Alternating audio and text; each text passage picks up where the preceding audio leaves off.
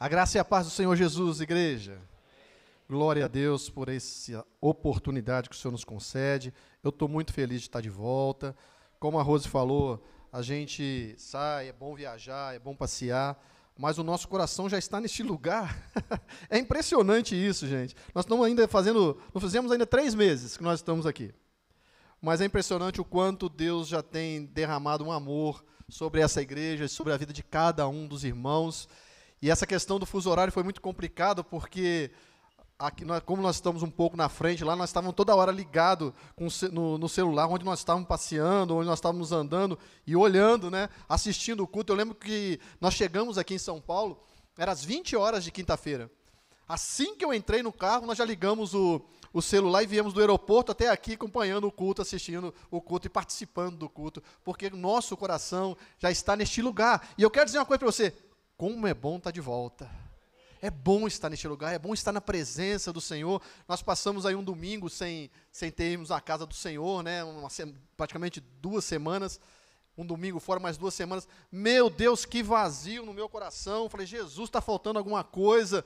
Meu Deus, cadê esse tempo na casa do Senhor, na presença do Senhor? E quando nós chegamos aqui, meu irmão, que ambiente delicioso, que lugar gostoso.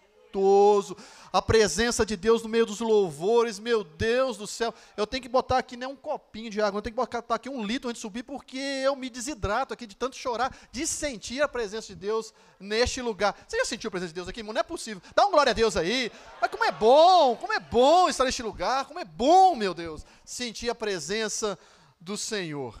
A Rose falou que no próxima quinta-feira nós teremos o culto dos milagres, a quinta dos milagres. Pastor, mas milagre é todo dia? Milagre é todo dia. Hoje é o dia do seu milagre, você pode crer, diga amém. Milagre é todo dia. Mas a quinta dos milagres é um chamado sugestivo, para você vir com o coração já com a expectativa de receber algo do Senhor, o seu milagre, como a pastora Rose falou, pode ser hoje, mas pode ser na quinta-feira. E nós terminamos, na última quinta-feira que nós ministramos, nós terminamos os 7 milagres relatados no Evangelho de João, que Jesus operou. E o João fez aquilo para mostrar que Jesus Cristo era Deus. E é Deus. É o que ele queria provar. E nós vamos iniciar agora, na próxima quinta-feira, sobre a galeria dos heróis da fé. Irmãos, eu quero dizer uma coisa para você. Se tem algo que em toda essa Bíblia tem que nos chamar a atenção, é esses homens e mulheres de Hebreus capítulo 11. Tanta gente, tantas pessoas, tantos personagens na Bíblia, mas em Hebreus capítulo 11, o Espírito Santo aprove ao escritor dos Hebreus destacar 10 personagens. E eu quero falar sobre esses 10 personagens. O Espírito Santo de Deus colocou no meu coração para falar sobre esses 10 personagens. E nós vamos começar agora na próxima quinta. Irmão, não fique em casa. Fé, entenda uma coisa, tudo na sua vida, absolutamente tudo, tem que ser movido por fé. É por fé que nós vamos para o céu. É por fé que nós levantamos de manhã. É por fé que você está aqui. É por fé que você crê que Deus tem uma palavra para o seu coração nessa manhã. É por fé. A nossa vida é movida por fé. Não por vista, mas por fé. Amém? Então nós precisamos entender. E tem que arder no nosso coração. Meu Deus, por que 10 pessoas estão escritas que foi tão especial? Tem homens, tem mulheres, tem pessoas de todo tipo, tem grandes líderes, mas tem até prostitutas que estão ali na galeria. Pastor, tem uma prostituta. E você vai entender como essa mulher foi importante, por isso que está aqui escrito. Então não perca, não fique em casa. Mesmo que fale, pastor, mas eu chego do trabalho e venha. Certamente a sua fé vai ser despertada para que você possa, durante a semana, estar mais motivado, você esteja mais vivendo por fé. E porque, irmãos, uma coisa que o Andrei falou é verdade, Jesus está voltando. Jesus está voltando, igreja. E nós precisamos estar com a nossa fé lá em cima. E a fé é um exercício. É que nem um músculo. Se você não fizer nada com a sua fé, outro dia o Meneghel comentou isso na escola bíblica de manhã, se você não fizer isso, ela vai atrofiando, vai paralisando. E você não age mais nada com fé, você só faz pela lógica, você só faz pelo mundo natural. É assim que o mundo aí fora vive, pelas coisas naturais. Mas nós não, nós andamos por fé, nós olhamos por fé, nós enxergamos por fé, nós nos movemos por fé, nós cremos por fé, nós estamos aqui por fé, levantamos de manhã por fé, cremos que um Deus está cuidando de nós. Então a fé. é o que vai fazer nós entrarmos nas mansões celestiais. Então é fé. E eu quero, não hoje, essa fé é para quinta-feira. Hoje nós vamos falar sobre outro assunto. E na verdade é um assunto que o Espírito Santo de Deus tem ardido no meu coração nessa viagem toda. Eu falei, Senhor, o que eu vou falar para a tua igreja quando eu voltar? E a gente percebe, irmão, quando a gente anda, mesmo seja no Brasil ou fora do Brasil, uma multidão de gente. E eu fico pensando, meu Deus, onde você vai? Aeroportos, é tanta gente, onde você sai naqueles centros turísticos, é tanta gente, irmãos, tanta gente, que eu fico dizendo, meu Deus, será que esse povo tem noção que existe um Deus que vai prestar conta de tudo que nós fazemos aqui nessa terra? Ou estão vivendo como se nada tivesse que acontecer na eternidade? Eu acho que a maioria está vivendo dessa forma. Mas quando nós vemos a casa do Senhor, eu quero dizer algo para você. Às vezes quando nós estamos aqui, nós nos propusemos a estar na presença do Senhor. Primeiro motivo, para adorar o nosso Deus. O salmista, no Salmo 27, vai dizer assim, uma coisa pedi ao Senhor e a buscarei, que eu possa morar na casa do Senhor todos os dias da minha vida. Para quê? Para contemplar, para adorar a formosura do Senhor e aprender no seu templo. São duas coisas que motivavam o salmista a desejar estar sempre, morar na casa do Senhor. Era adorar a Deus, admirar o Senhor na formosura da sua santidade e aprender. Então, quando nós vemos aqui, nós temos que também estar entendermos que Deus tem uma palavra de aprendizado para nós. Por quê? Porque é importante que nós saiamos daqui diferente do jeito que nós entramos. Toda vez que nós viemos aqui, irmão, nós temos que sermos desafiados pela palavra de Deus. Você não pode entrar aqui e achar que saiu do mesmo jeito. A palavra de Deus tem que impactar, a palavra de Deus tem que mexer com você e falar assim, meu Deus, eu preciso melhorar, eu preciso sair daqui diferente, eu preciso sair daqui desafiado, que é estar no mundo lá fora diferente, melhorar, porque uma coisa é fato, nós, a cada dia, precisamos ser transformados. Ou seja, eu preciso hoje pecar menos do que eu pequei ontem. Nós todos os dias vamos pegar. E amanhã, eu preciso pegar menos do que eu pequei hoje. Hoje eu preciso pecar menos do que eu pequei ontem. E amanhã, eu preciso pecar menos do que eu peco hoje. Porque é um processo de transformação. Nós somos transformados de glória em glória. Então, quando nós entramos aqui, nós temos que estar cientes que nós vamos ouvir uma palavra, e a palavra de Deus sempre vai nos desafiar a sermos melhores. E eu quero trazer uma palavra para o nosso coração nessa noite, ou nessa manhã, que tem a ver com aquilo que eu faço, as consequências que existem para as coisas que eu faço. É importante nós entendermos isso. Nós estamos finalizando o semestre agora, em 2025, e é um bom momento para a gente refletir, fazermos um balanço. E eu quero dizer para você que o balanço que você fizer, examine você a si mesmo, o balanço que você fizer é o resultado, é as consequências das ações que você teve nesse semestre. Ou seja, uma ação, causa e consequência. O que é a ação? A ação é o que você faz. O que é a causa? É a causa aquilo que motivou você a fazer. E o que é a consequência? É o resultado da ação que você teve. Estão me entendendo? Diga amém, por favor.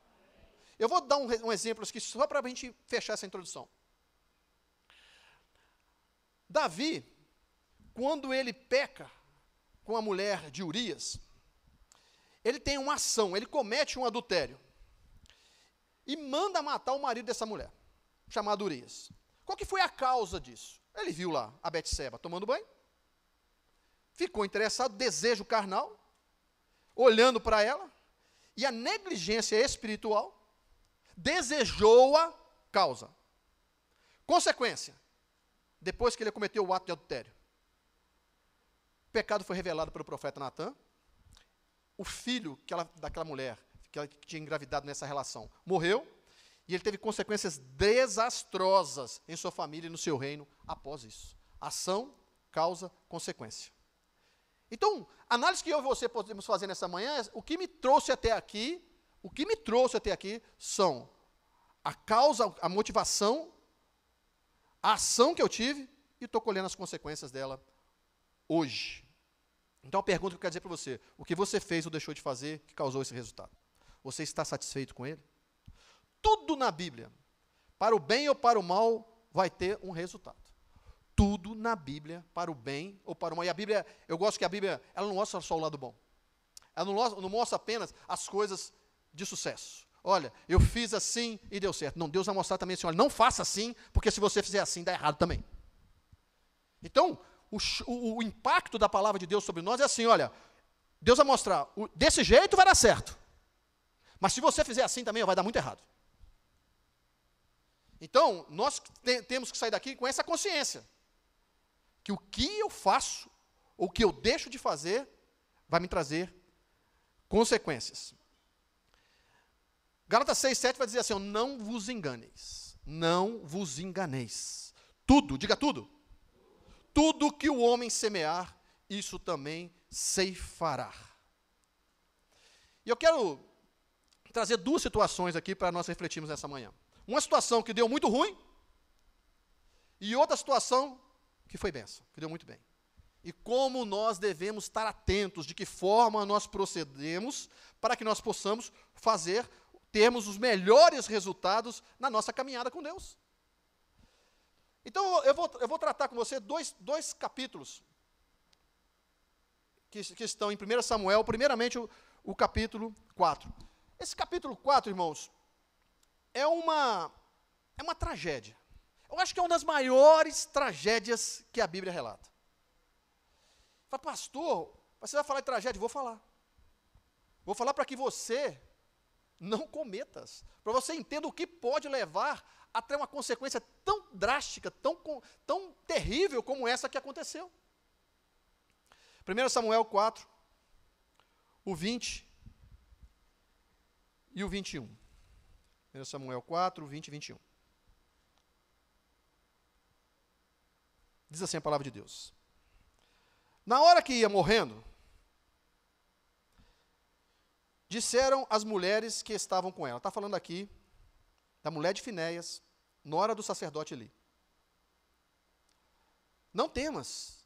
Então, vou repetir aqui, só para você entender. Na hora que ela ia morrendo, disseram as mulheres que estavam com ela, não temas, tiveste um filho, ou seja, tem alguma coisa boa nisso aqui. Ela, porém, não respondeu, nem fez caso disso. Por quê? E ela, as últimas palavras dessa mulher, ela chamou aquele menino Icabode, ou Icabô, em algumas traduções. Eu vou trabalhar com o Icabô, tá? Icabô, dizendo, foi-se a glória de Israel.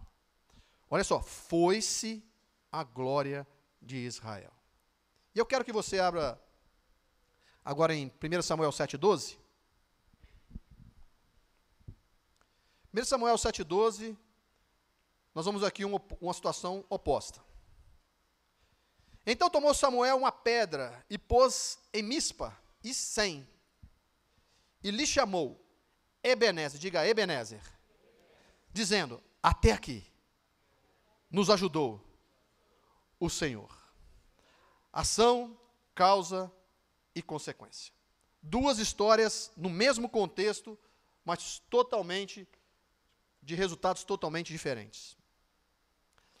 O Senhor sempre vai dizer para nós, a Bíblia vai mostrar isso em várias passagens.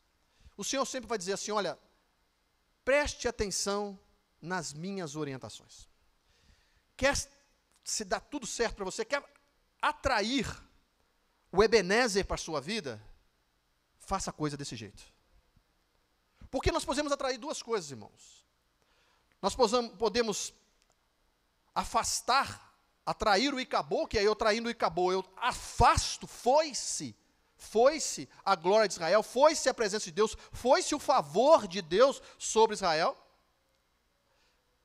E o Ebenezer, eu atraio o favor de Deus naquilo que eu faço. São os resultados das minhas ações. O Senhor vai dizer isso em Deuteronômio capítulo 30, ele vai dizer isso em alguns versículos. E o Senhor, quando tira aquele povo do Egito, ele fala assim, olha, eu tenho algo a dizer para vocês que é muito importante, prestem atenção, por favor. O Senhor está falando para o povo de Israel e está falando para você nessa manhã. Deuteronômio 30:11 vai dizer assim, ó, o que hoje estou ordenando a vocês não é difícil. Diga assim, não é difícil. Então precisamos entender uma coisa, o que Deus nos pede não é difícil. O Deus está dizendo isso para o povo, está dizendo para mim e para você nessa manhã. O que hoje estou ordenando a vocês não é difícil de fazer. Nem está além do seu alcance de fazer. Aí ele vai dizer, não está no céu, para que vocês não possam perguntar quem subirá lá para conseguir ele. Vai dizer, não está além do mar, para que vocês possam perguntar quem atravessará o mar para conseguir isso. Nada disso, versículo 14, nada disso. A palavra está bem próxima de vocês, diga, bem próxima. Está em sua boca e em seu coração. Por isso, vocês poderão obedecê-las. Aí no capítulo 15, ele fala assim, ó, veja que proponho diante de vocês. É uma proposta. Porque a escolha é nossa. Veja que proponho diante de vocês vida e prosperidade, mas também morte e destruição. Pois lhe ordeno que ame o Senhor seu Deus, ande nos seus caminhos, guarde os seus mandamentos, e vocês terão vida. E aumentarão o número, e o Senhor o abençoará na terra em que vocês estão entrando. Todavia, aí vai o alerta, todavia, se o seu coração se desviar, se forem desobedientes e se deixarem levar, prostrando-se aos outros ídolos, a outros deuses, para adorá-los, eu hoje vos declaro, sem dúvida, tem algumas traduções que dizem assim, certamente vocês serão destruídos. Vocês não viverão muito tempo na terra que vocês vão entrar. E o 19, ele termina dizendo assim, 19, 20, termina dizendo assim, Hoje invoco Deus dizendo, os céus e a terra como testemunha contra vocês, que coloquei diante de vocês a vida e a morte, a bênção e a maldição. Escolham, Deus está dizendo, escolham a vida, para que vocês vivam, e os seus filhos também vivam, e para que vocês amem o Senhor seu Deus, ouçam a sua voz e se apegue firmemente a Ele, pois o Senhor é a sua vida. Pode dar uma glória a Deus por isso?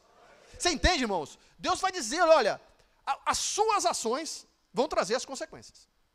Então eu estou propondo para vocês, façam isso, amem o Senhor seu Deus, obedeçam a Ele, que vocês serão prósperos, que vocês serão abençoados, que vocês serão uma nação grande, que vocês serão um povo que já ninguém vai em poder contra vocês.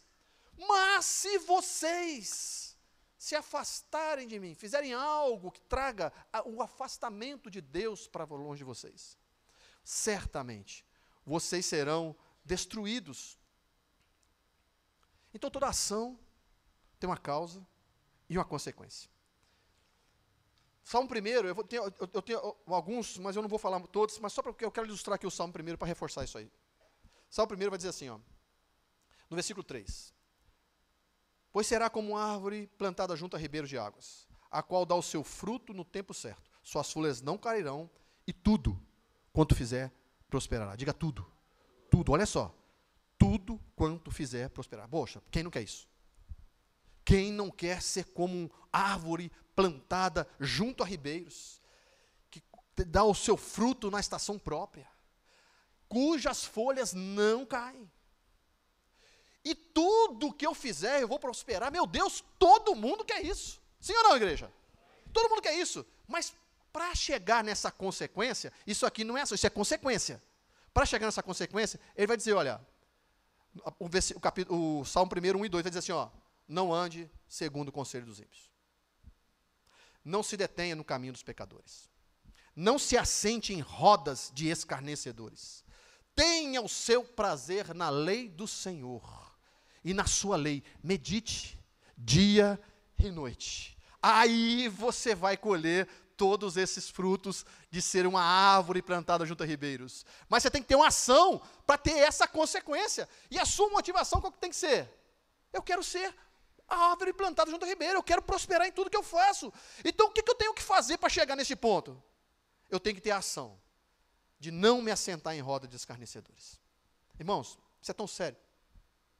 Recentemente, eu aconselhei uma família, um casal, e a esposa reclamando do marido, da situação dele, que ele, sabe aquela pessoa que ninguém sabe que é crente? Mais ou menos isso. Está na igreja, mas ninguém sabe que é crente. No trabalho, ele está sempre nas rodinhas de piada, de escarnecedores, nos happy hours, sai com a turma para fazer happy hour, enche a cara. Irmãos, o que adianta?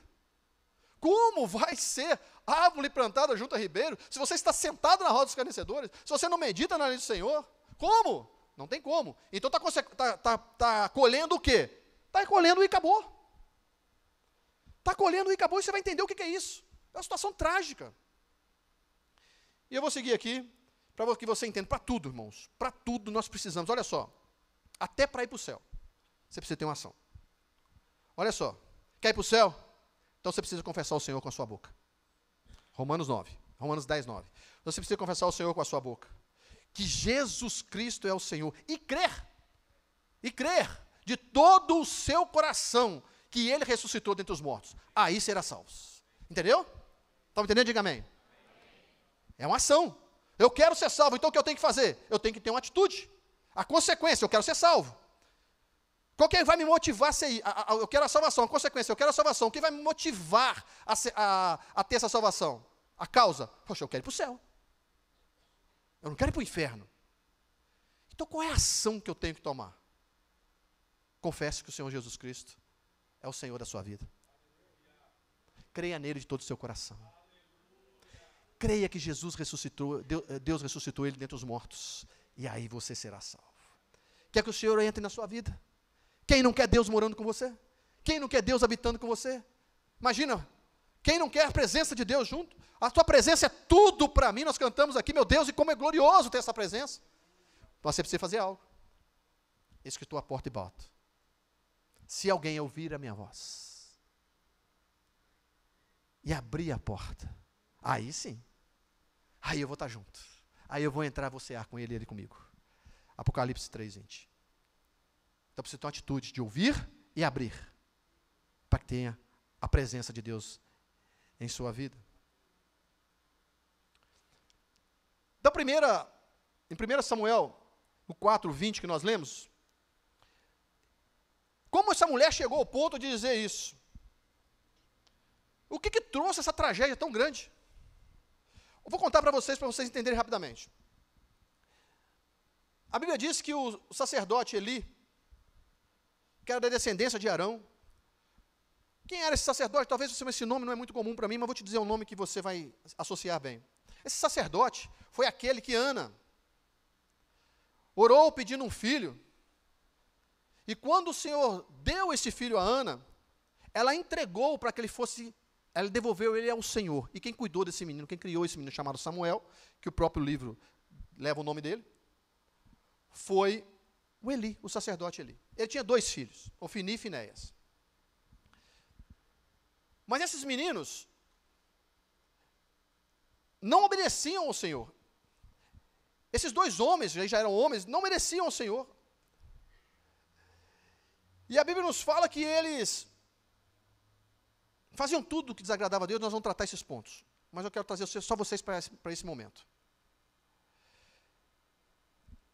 E nós vamos dizer o que eles faziam que desagradava a Deus. Mas o fato é que eles eram homens que não obedeciam a Deus. E quando eles estavam sempre em guerra, Israel estava em guerra contra os filisteus, era o seu arqui-inimigo. E em determinado momento, eles foram para a guerra. Estavam fazendo tudo errado, irmãos. Distante do Senhor, adorando outros deuses, tudo ao contrário que possa trazer o favor de Deus. Eles estavam fazendo tudo que trazia um afastamento de Deus, não uma aproximação de Deus. E a Bíblia nos fala que eles foram para a guerra. Os inimigos chegaram e falaram, vamos para a guerra. E eles foram para a guerra totalmente distanciados das ordenanças do Senhor, e ali morreu 4.000 homens. Aí eles voltaram meio desaforados. Mas não é possível, 4.000 homens, Deus é conosco. Nós não somos Deus. Aí Deus é conosco, né, irmão? Aí Deus é conosco. Mas Deus é conosco, então vamos fazer o seguinte, tive uma ideia. Vamos trazer a arca da aliança, que é a presença de Deus. Vamos mostrar para esses camaradas, nós vamos pegar Deus e levar Deus para a nossa guerra. E a Arca da Aliança simbolizava, diga simbolizava. Só para você entender, só simbolizava a presença de Deus. Assim como nós participamos da ceia do Senhor, que ela simboliza o corpo e o sangue de Cristo. Então aquela arca simbolizava a presença de Deus. Era algo poderoso, claro que era. Do jeito certo, da coisa certa, era a presença de Deus ali simbolicamente representada.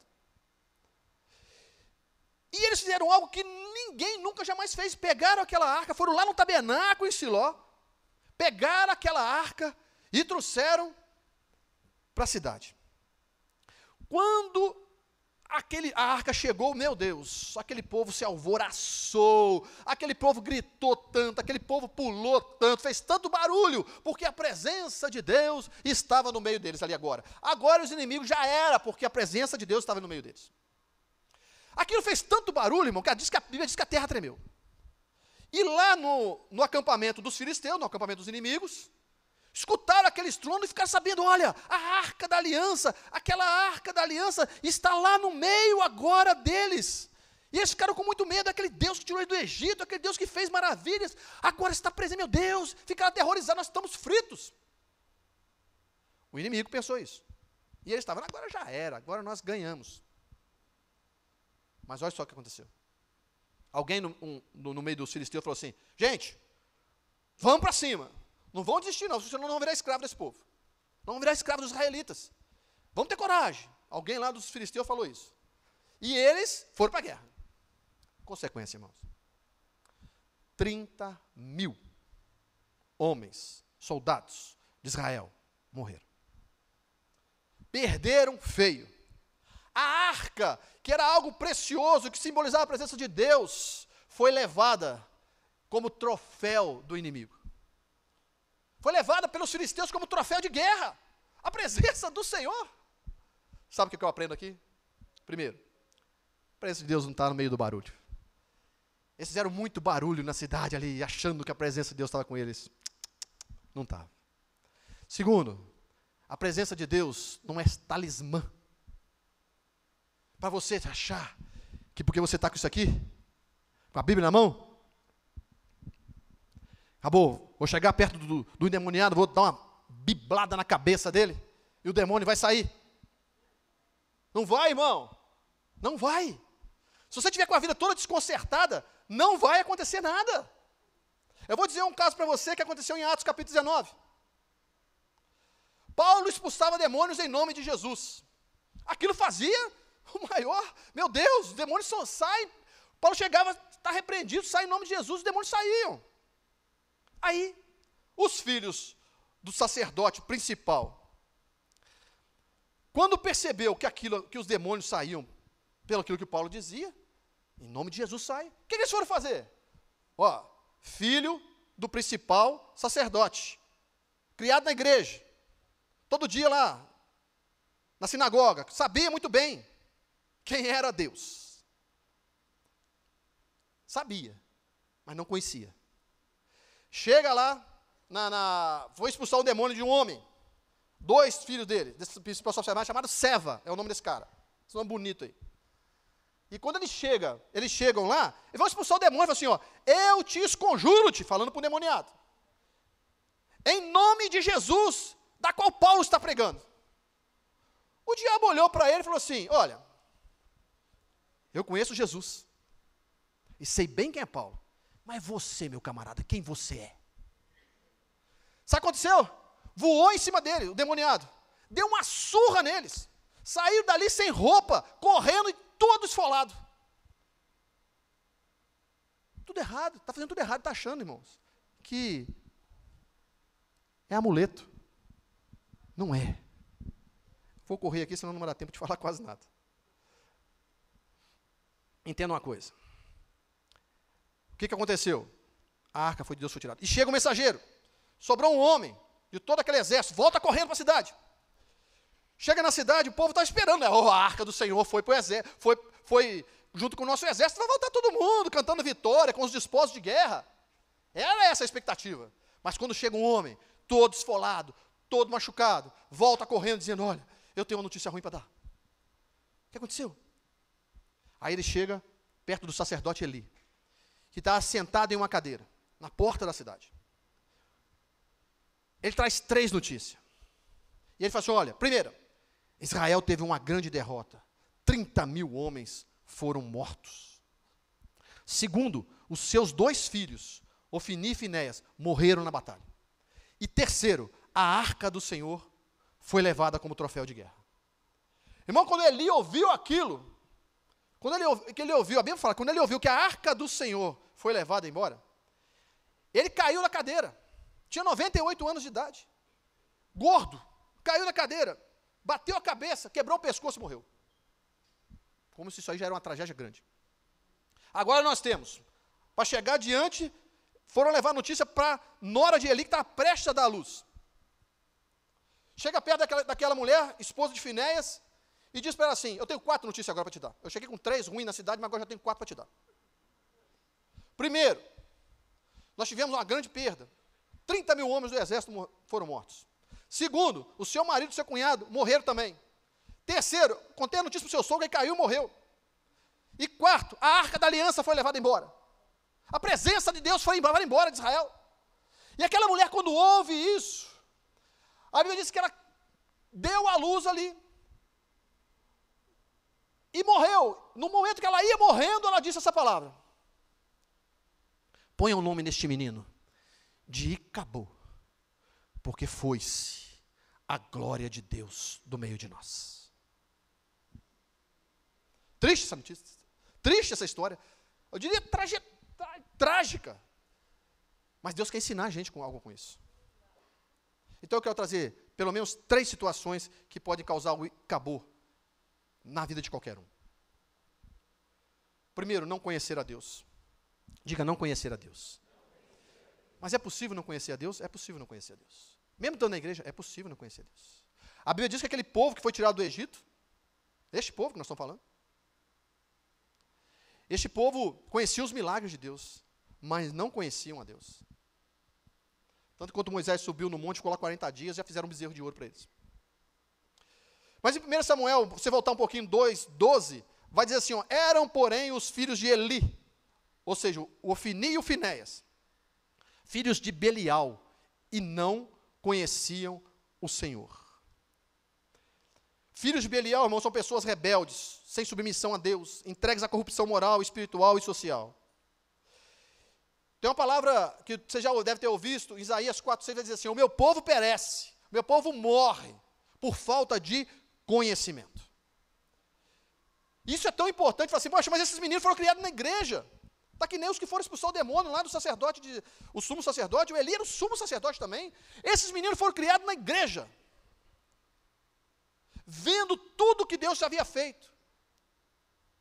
Mas eles não conheciam o Senhor, porque eram rebeldes, desobedientes. Sabe quando Deus está falando e você não dá ouvidos? Sabe quando Deus está dizendo a você, olha, tem um caminho a seguir, como Ele está falando agora nessa manhã, mas você não dá ouvidos? Criado na igreja, mas não tem temor de Deus. Isso é tão perigoso. E aí tem uma responsabilidade para os pais. Em Juízes, no capítulo 2, vai dizer que depois que Josué morreu, veio, olha só como é que a Bíblia trata. Depois de toda aquela geração, foi reunida aos seus antepassados, ou seja, depois de Josué, aquele povo que atravessou o Jordão, aqueles homens que viram, que participaram daquele processo de entrada na terra prometida, que os muralhas de Jericó caíram, depois que aquele homem passou, aqueles homens daquela geração morreram, foram reunidos aos seus antepassados, ou em outras tradições morreram, surgiu uma nova geração, ou seja, os filhos deles, que não conheciam ao Senhor, e o que Ele havia feito por todo o Israel. Então, por não conhecer a Deus, fizeram o que o Senhor reprova, e prestaram cultos aos Baalins, abandonaram o Senhor, o Deus dos antepassados que havia tirado eles dos Egípcios, e seguiram e adoraram vários deuses dos povos ao seu redor, provocando a ira do Senhor. Provocando o Icabô, provocando o afastamento do Senhor. O que eu e você estamos fazendo? Está atraindo o favor de Deus ou afastando o favor de Deus da nossa vida?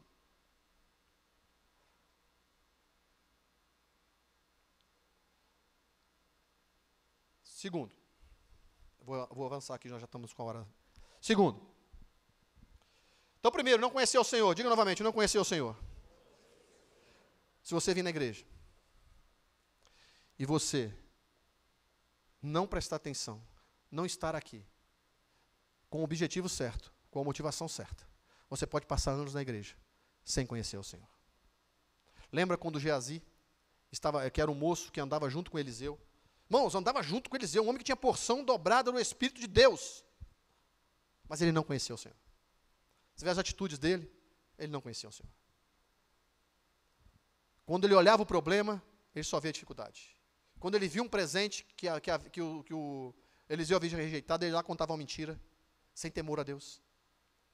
E ficou leproso por causa disso. Consequências, atitudes, consequências.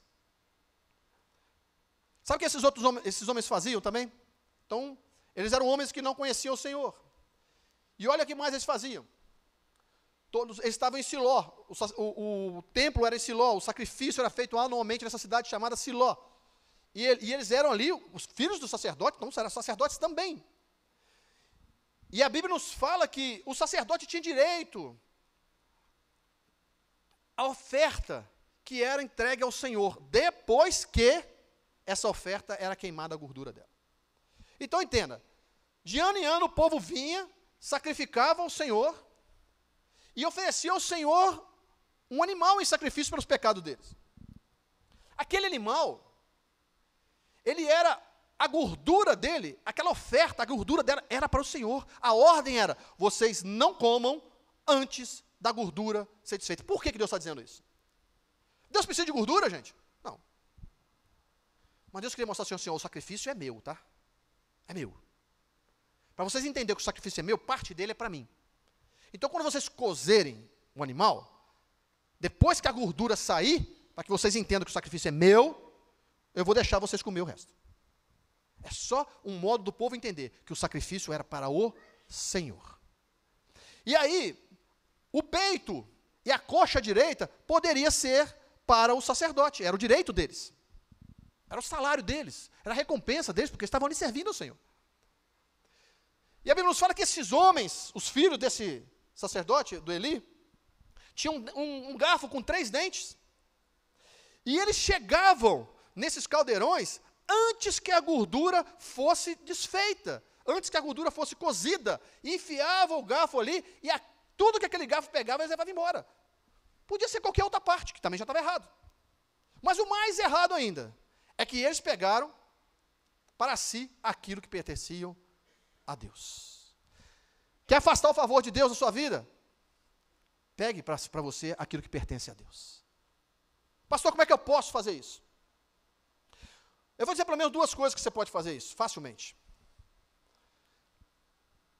A Bíblia nos fala que a glória de Deus ele não dá a outro. Isaías 42:8 vai dizer assim, eu sou o Senhor, e esse é o meu nome. Não darei a outro a minha glória, nem a imagens o meu louvor.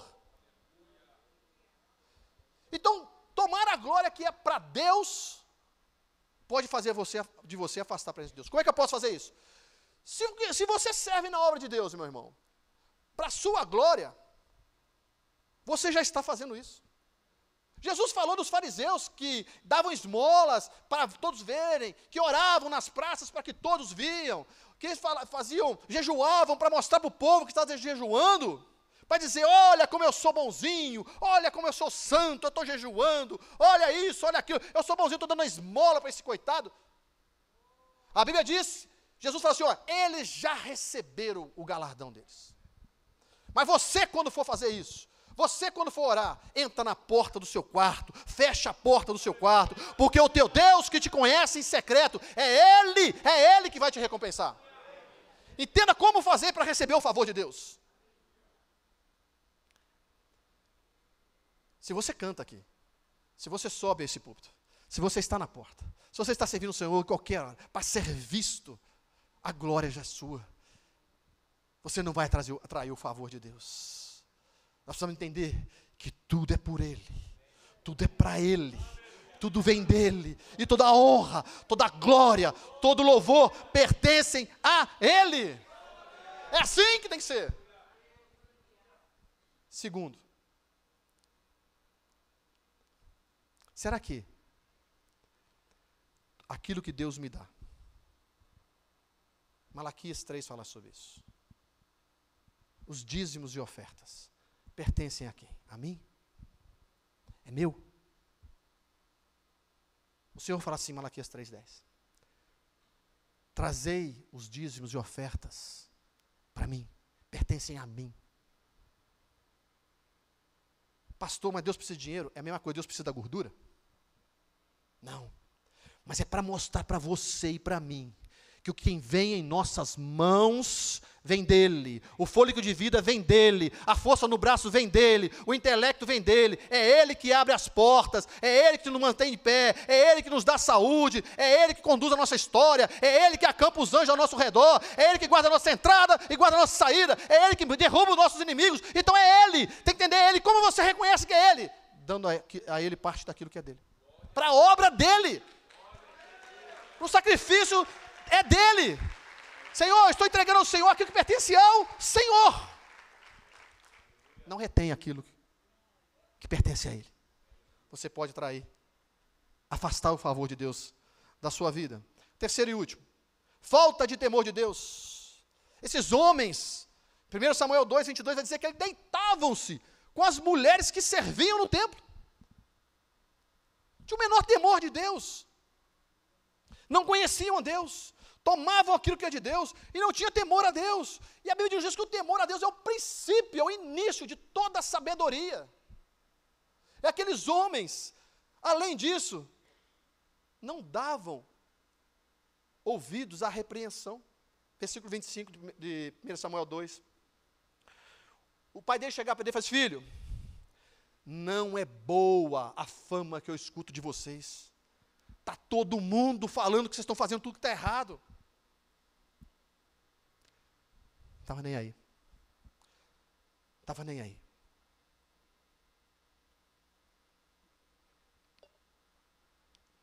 Falta de temor de Deus. Não conheciam a Deus. Tomavam aquilo que para si, aquilo que pertencia a Deus. E não tinham o menor temor a Deus. Eu não vou me avançar nesse Icabu, senão não vou ficar só no Icabu aqui. Mas tem Benézia, viu, gente? Dá glória a Deus aí. Tem Benézia também. E nós vamos falar um pouco sobre isso agora. Mas antes de falar sobre isso, eu quero dizer uma coisa para você que eu não posso deixar de falar. Que o favor de Deus não se retira do dia para a noite. Como assim, pastor? Esses homens passaram a vida praticando coisa errada. E Deus avisando. E Deus avisando. É um engano de muita gente pensar que Deus está aprovando suas atitudes porque Ele não está te castigando. Sabe quando você pensa assim, está dando tudo certo para mim? Vou trazer o exemplo desses caras aqui. Eu estou catando as meninas que te servem no templo. Eu não estou nem aí porque meu pai e minha mãe falam. E aqui, estou comendo churrasco todo dia. E aquela gordura da picanha é sensacional. E não está acontecendo nada comigo. Não estou nem ficando doente sequer, não tenho nem um resfriado. Está tudo certo. Esse negócio aí, isso é bobagem. Esse negócio de crente aí, que Deus faz, que Deus... Isso é bobeira. Tem nada a ver. Sabe? Está dando tudo certo para mim. Deus está comigo. Tem nada a ver esse negócio. Irmão, quero dizer uma coisa para você. Pecado é pecado. Aquilo diante de Deus, a Bíblia diz, não, Deus não tem o culpado por inocente. Mas só que Ele tem os seus atributos. E o atributo de Deus é amor, é bondade, é misericórdia, é graça, é longanimidade, mas também é justiça. Só que antes dele agir com a justiça, Ele vai ser longânimo com você. Por que vai estar tudo bem para você mesmo fazendo tudo errado? Porque Deus está te dando tempo, meu irmão. Tempo para você se consertar. Deus está te dando tempo para que você ouça a repreensão do Senhor e mude o seu caminho, converta as suas atitudes, se arrependa. É isso que Deus está tentando dizer. Mas parece que não dá ouvidos. Não, está tudo certo, Deus, está tudo bem comigo. estou empregado, tenho um bom carro, tenho um bom salário, não todo, está tudo certo. Mas está fazendo tudo aquilo que desagrada a Deus. Não tem como, uma hora essa conta vai chegar. Entenda isso. Mas Deus age com longanimidade. Apesar daquele povo que saiu do Egito experimentar todos os milagres do Senhor, maná, coluna de fogo, coluna de nuvem, mar vermelho sendo aberto, nenhum deles entrou na terra prometida. Somente Josué e Caleb. Aquela geração nenhum entrou. Mais de 600 mil homens, não entraram ninguém. Parecia que está tudo certo. Não. Mas Deus não age sem avisar. Deus mandou um profeta lá na casa de Eli e falou assim: rapaz, você não está entendendo. A coisa vai pegar para o lado de vocês. Deus mandou um profeta avisar. Ei, Deus está mandando um profeta aqui hoje falar com você. Tome uma atitude diante de Deus. Larga o pecado. Firme-se com o Senhor. Entenda isso. Deus não age sem avisar. E caboclos são provocados não porque Deus quer, mas pelas nossas ações, pelas nossas atitudes. O projeto de Deus, se você olhar em Números 25, o projeto de Deus para a família de Eli, para a descendência de Eli, que é a descendência de Arão, era que servisse diante dele para sempre, constantemente, eternamente. Esse era o projeto de Deus para aquela família, que nós contamos o fim como foi trágico. Esse era, o projeto de Deus era o melhor. Nunca se esqueça disso. Deus sempre projeta o melhor para nós. Porque eu sou o que conheço os planos que eu tenho a favor de vocês, diz o Senhor. Planos para fazê-los prosperar. E não para lhe causar dano. Planos para lhe dar esperança e um futuro. Jeremias 29, 11. Esse é o plano de Deus para nós.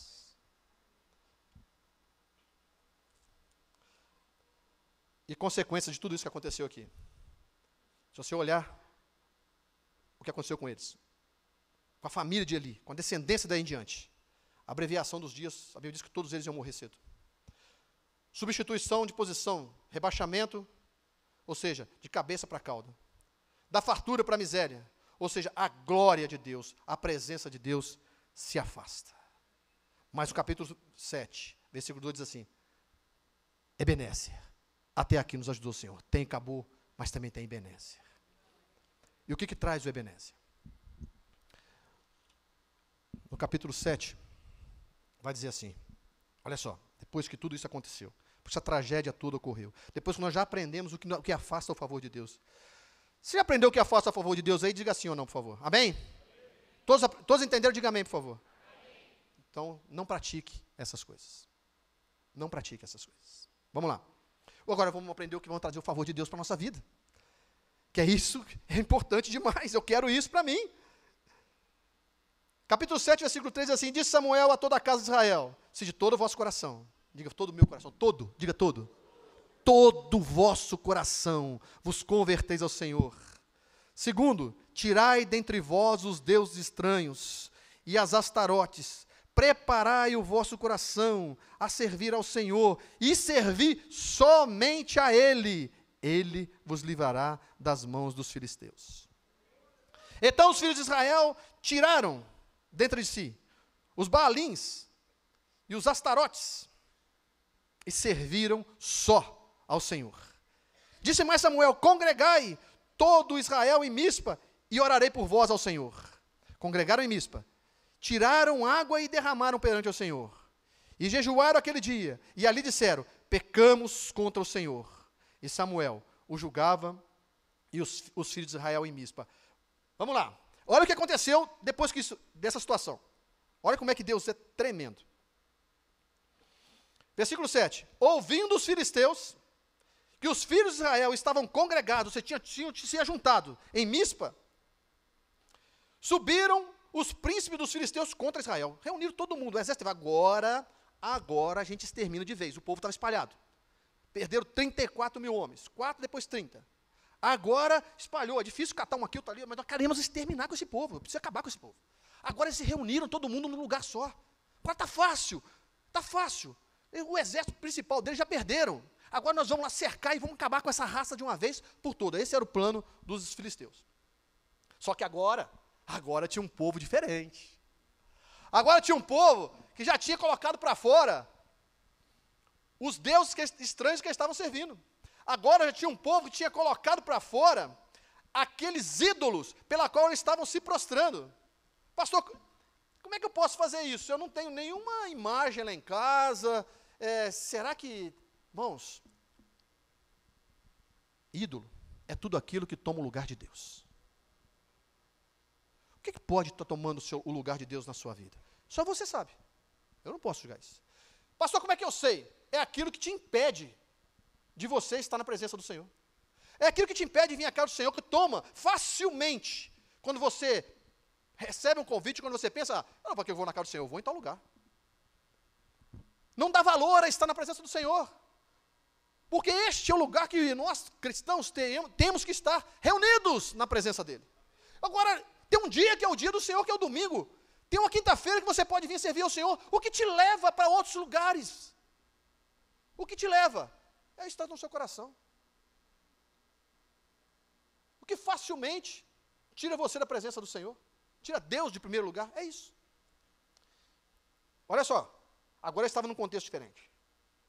Agora já tinham jejuado, já tinham orado, já tinham confessado os seus pecados, já tinha servido só o Senhor, preparado o coração para servir só a Deus. E aí eles se reúnem para adorar o Senhor, para cultuar a Deus. E aí os inimigos falam assim, agora a gente acaba com eles. Versículo 8, capítulo 7. Disseram os filhos de Israel a Samuel, não cesse de clamar ao Senhor por nós, porque os camaradas estão vindo aí acabar com a gente, para que nos livre da mão dos filisteus. Então tomou Samuel um cordeiro de mama e sacrificou por inteiro. Diga por inteiro. Aqui tem uma coisa diferente aqui, já, eu queria ter mais uma meia hora, mas... Olha só. Não falei que a gordura que pertencia ao Senhor? E agora como é que eles sacrificam um animal por inteiro? É simples. Porque na verdade, o que Samuel estava mostrando para Deus ali, e mostrando para todo aquele povo, olha, a partir de agora, nós estamos fazendo com esse sacrifício, dizendo assim, olha, nós estamos por inteiros na presença do Senhor. Nós estamos por inteiros na dependência do Senhor. O derramar, você não vê isso em outra parte da Bíblia. A Bíblia diz que eles retiraram água e derramaram água perante o Senhor. Derramaram água. Isso tem um simbolismo.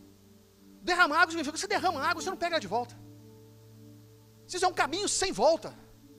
Eu estou derramando a minha vida perante o Senhor e eu não tenho como, posso como pegá-la de volta, pegar essa água de volta. Eu estou dizendo, Senhor, eu estou aqui por inteiro. Eu não quero mais voltar atrás. A Bíblia diz que aquele que é chamado por arado não olhe para trás. É chamado por Deus, não olhe para trás. Não fique cocheando em dois pensamentos. Então ele demonstrar que, Senhor, nós estamos aqui por inteiros diante do Senhor. E olha o que aconteceu. E clamou Samuel ao Senhor, e o Senhor lhe respondeu. Oh, meu irmão.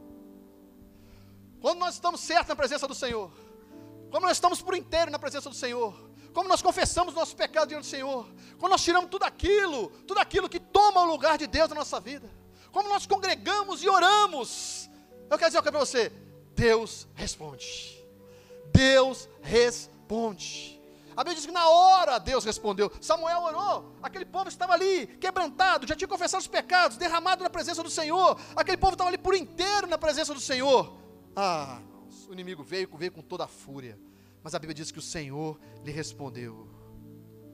E enquanto Samuel oferecia o holocausto, versículo 10, chegaram a peleja do filho de Israel, estava ali sacrificando, chega o inimigo. Mas, diga mas, eu gosto desse mas agora a situação era diferente. Agora não era mais a presença de Deus como um objeto no meio do povo de Deus, era a presença real dele, sem nenhum objeto, era Deus purinho ali na vida deles. Não tinha um objeto, não tinha arca, não tinha nada, mas estava a presença de Deus naquele lugar. Mas agora Deus vai agir. Trovejou o Senhor aquele dia com grande trovoada sobre os filisteus e os aterrou. Fica imaginando esse dia, essa luta, irmão. Trovejou o Senhor aquele dia com grande trovoada sobre os filisteus e os aterrou de tal modo que foram derrotados diante dos filhos de Israel. Você pode dar uma glória a Deus por isso? Você entendeu que atrai o favor de Deus? Estão entendendo que atrai o favor de Deus? Os homens de Israel saindo dali, perseguiram os filisteus. Aí sim, aí toma Samuel uma pedra e a pôs entre Mispa e Sem, e lhe chamou Ebenezer. Até aqui, até aqui, até aqui nos ajudou o Senhor. Que atrás do Ebenezer? Se converter ao Senhor de todo o vosso coração, retirar os deuses estranhos do meio de vós, servir somente a Ele, congregar e orar, derramar perante o Senhor a sua vida, consagrar, jejuar, confessar os seus pecados. Consequência da sua ação, atrai o favor de Deus, um Ebenezer. Orações respondidas, derrota do inimigo. Que mais? Só aí já estava bom, né? Mas vou dizer para você que Deus tem mais. Olha o que aconteceu. Versículo 13. Assim os filisteus foram abatidos, e nunca mais, diga nunca mais, vieram ao território de Israel. Olha bem, irmãos. Ei, aquilo que te oprime nunca mais vai oprimir você. Você recebe essa palavra na tua mão? Ei, se você confessar o Senhor, se você se derramar perante o Senhor, se você tirar o Deus estranho no meio de você, aquilo que tira a presença do Senhor da sua vida, aquilo que tira Deus do trono dele, nunca mais aquilo que está te oprimindo vai te oprimir novamente. É o suficiente. Nossa, só aí já está bom, né, gente? Meu Deus, o inimigo foi derrotado. Nunca mais, Deus responde a oração, o inimigo é derrotado, nunca mais aquele povo veio perturbar o povo de Deus. Estava bom demais, mas tem mais. Olha, irmãos, entendam uma coisa. Olha como é que isso é glorioso. Olha como é que Deus é tremendo. Para trazer o Icabô, Deus foi longânimo. Deus deu tempo para o povo se arrepender. Deus usou o atributo da justiça na última instância, porque Deus quer que o povo se arrependa. Mas, quando a gente age da forma certa, primeira coisa que ele faz é agir para a justiça. Não, ele foi obediente, eu vou abençoar. Ah, ele está me colocando no primeiro lugar, eu vou abençoar. Ah, ele está aqui me orando a mim, eu vou responder. Primeira coisa que ele faz é agir com justiça. Eu vou agir com justiça sobre a sua vida, desde que Deus esteja em primeiro lugar. Ele não inverte. Fala assim, esse povo está me orando, está orando aí, vou esperar um pouco agora. Agora eu vou esperar um pouco. Não. Assim que esse povo estava sacrificando, orando, congregando, arrependido, Deus age na mesma hora. Na mesma hora. E olha só, estava bom demais se tivesse terminado aí, né? Mas olha só, Deus tem mais. Porque Ele nos dá abundantemente, muito mais ali daquilo que pedimos e pensamos. Olha só, versículo 14. As cidades que os filisteus haviam tomado de Israel foram restituídas. Restituição, meu irmão. Tá bom, é pouco. Tem mais. Versículo 14 no finalzinho. E houve paz entre Israel e os amorreus. Derrota do inimigo. Oração respondida, derrota do inimigo. Aquilo que oprime nunca mais vai oprimir. Restituição daquilo que foi tomado. E paz em todo o tempo. Esse é o Ebenezer de Deus. Você pode dar um glória a Deus por isso? Será que nós podemos dizer que nessa manhã nós aprendemos? Viemos à casa do Senhor, adoramos ao Senhor na beleza da sua santidade e aprendemos no seu templo. Eu quero dizer que você vai sair daqui hoje, nessa manhã, com duas convicções na sua vida. O que eu posso fazer que vai atrair o favor de Deus, e o que eu posso fazer que vai afastar o favor de Deus da minha vida. Você já sabe o que você tem que fazer, e você sabe o que você não tem que fazer.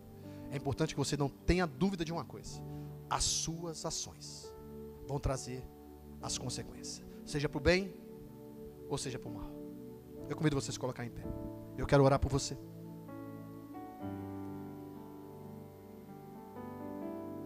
Talvez tenha área da sua vida que você não está vivendo o Ebenezer de Deus, porque a nossa vida são diárias também. Às vezes partes sim, partes não. Porque tem coisas que você e eu precisamos entregar ao Senhor que nós ainda estamos cuidando. Não está por inteiro. Nós estamos sacrificando por partes. Nós temos uma parte que nós sentimos o favor de Deus, em outras não. Nós sentimos parte que nós entregamos ao Senhor, e parte da nossa vida, Senhor, pode deixar que aqui eu cuido. Aqui eu tô, deixa comigo. Eu não abro essa porta, eu não abro essa janela, eu não abro essa parte da minha vida para que Deus entre e age da forma dele. Nós ficamos tentando com a força do nosso braço, da confiança do nosso eu. E você, que sabe que do jeito que você está levando a sua vida, totalmente fora do que Deus propõe, mesmo que você aparentemente está dando tudo certo, mas você sabe que está errado, e você fala: Senhor, eu preciso fazer um conserto, Senhor, porque eu não quero jamais viver esse acabou na minha vida.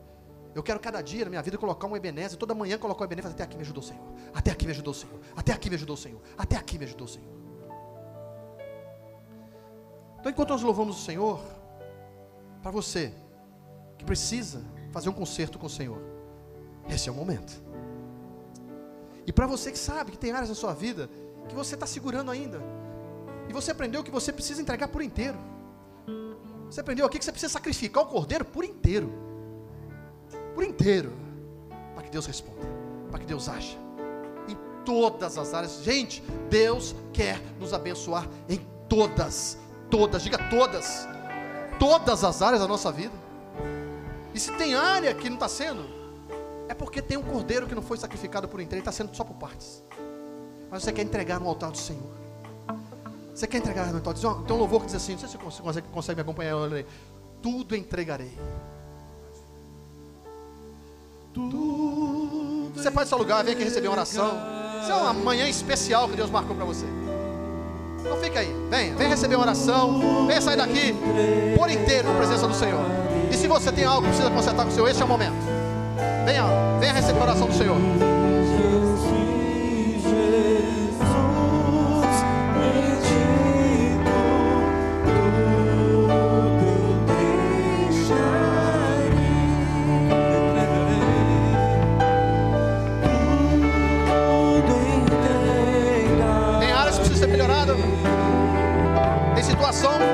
Que precisa de um Ebenezer, entrega ao Senhor, mostra a Ele: Senhor, estou sacrificando agora por inteiro esse cordeiro diante do Senhor. Estou reconhecendo que o Senhor agora é o Senhor de todas as áreas da minha vida. Mais uma vez.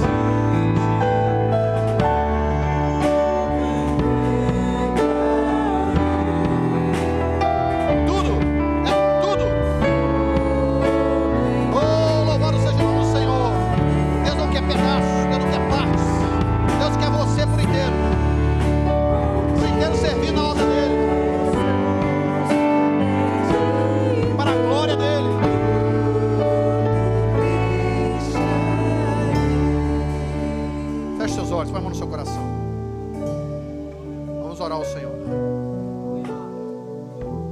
Fala com o Senhor aí, você que sentiu de ficar no seu lugar, Deus vai te alcançar aí também. Eu sei que todos nós temos área. Eu já estou aqui. Estou aqui entregando por inteiro ao Senhor, e eu vou fazer isso todo dia. Vai falando do Senhor: Senhor, me ajuda, Pai. Me ajuda a trazer a Tua bênção. Me ajuda, Senhor Deus, a trazer o Seu favor. Me ajuda, Senhor, a jamais, Pai, eu tomar atitudes que venham trazer acabou sobre a minha vida, Senhor. Perdoa, Senhor Deus, perdoa-me, Senhor. Deus, perdoa, Senhor Deus, o que eu tenho feito que não tem te agradado, Senhor.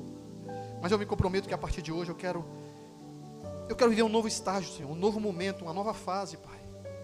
Senhor Deus, eu vou me arrepender, Senhor Deus, dessas atitudes. Estou aqui falando isso ao Senhor. E eu quero a partir de hoje, Senhor Deus, ter um novo caminhar com o Senhor, de uma nova forma, Pai. Eu me proponho, Senhor Deus, a deixar essas coisas que eu sei que desagrada ao Senhor, Pai.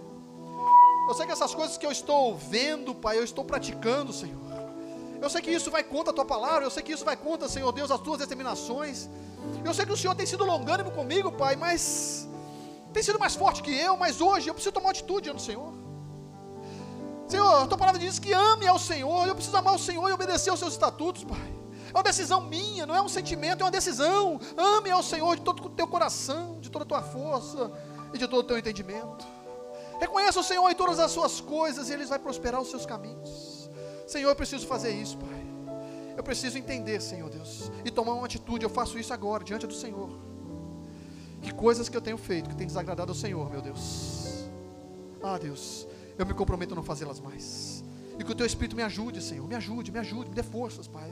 Mas eu tomo uma decisão, Pai. Eu tomo o primeiro passo, Senhor Deus. Eu estou mostrando aqui a minha fraqueza, Senhor. Mas peço, Senhor, venha, Senhor Deus, me ajude, Pai. Tem áreas da minha vida que eu preciso do Senhor Ebenezer, eu não estou vivendo ainda, Pai. Me ajuda, Senhor. Deus, soberano, Pai. Toma nas Tuas mãos, Senhor Deus, essa situação. Toma nas Tuas mãos esse clamor, Pai. Colocamos diante do Senhor o coração dos Teus filhos, Pai. Que é o que o Senhor quer, Pai. É esse coração quebrantado, Senhor, diante do Senhor. Reconhecendo, meu Deus. Reconhecendo, Senhor, que temos pecado, Senhor Deus. Reconhecemos, Senhor Deus, que temos feito atitudes, temos feito coisas que têm entristecido o Teu Santo Espírito, Pai. Senhor, mas nós aprendemos nessa manhã, Senhor Deus, o que fazer, Pai, para Te agradar, o que fazer para atrair o Seu favor. Meu Deus, está aqui o Teu povo, Senhor, que a Tua palavra ferva, Pai, aqueça esses corações, Pai, a partir de hoje, Senhor, que saiamos daqui, Senhor Deus, na convicção que temos um Deus que está olhando por nós, cuidando de nós, pronto a nos responder, mas não é de qualquer jeito, Senhor. Pai, nos ajuda a termos uma vida de santidade diante do Senhor, nos ajuda a termos uma vida íntegra diante do Senhor, nos ajuda a avançar de glória em glória diante do Senhor, nos ajuda a sermos transformados, e quem pode fazer isso é só o Teu Espírito, Pai. É só o Teu Espírito que pode tirar do nosso coração o desejo de ver coisas que nós não devemos ver, o desejo de praticar coisas que nós não devemos praticar. Senhor, que sejamos verdadeira luz e sal deste mundo, Pai, e aonde nós chegarmos, Pai, as pessoas possam reconhecer que o Senhor é em nossa vida, e nós somos porta-voz do Senhor, porque nós fomos comprados, Senhor Deus, por um alto preço, Pai. Nós somos feitos, Senhor, nação santa, sacerdócio royal, povo adquirido, mas adquirido com uma finalidade: a anunciar as virtudes daquele que nos tirou das trevas para a sua maravilhosa luz. Esse é o dever nosso, Senhor, e muitos de nós, Pai, não estamos fazendo isso, meu Deus. Deus, reconhecemos aqui, Senhor, e pedimos perdão, meu Deus. Senhor, nos perdoa, Senhor, e nos ajuda, Pai, a termos uma vida de santidade diante do Senhor, porque nós almejamos a Tua presença, nós almejamos o Teu favor, nós almejamos a Tua proteção. Nós precisamos, Senhor Deus, perdoa os nossos pecados e nos ajuda a cada manhã levantar um Ebenezer. Até aqui nos ajudou o Senhor. Em nome de Jesus nós oramos, crendo no Teu agir, nas Tuas misericórdias. Se você crê, meu irmão, diga amém. Dê uma salva de palmas ao Senhor.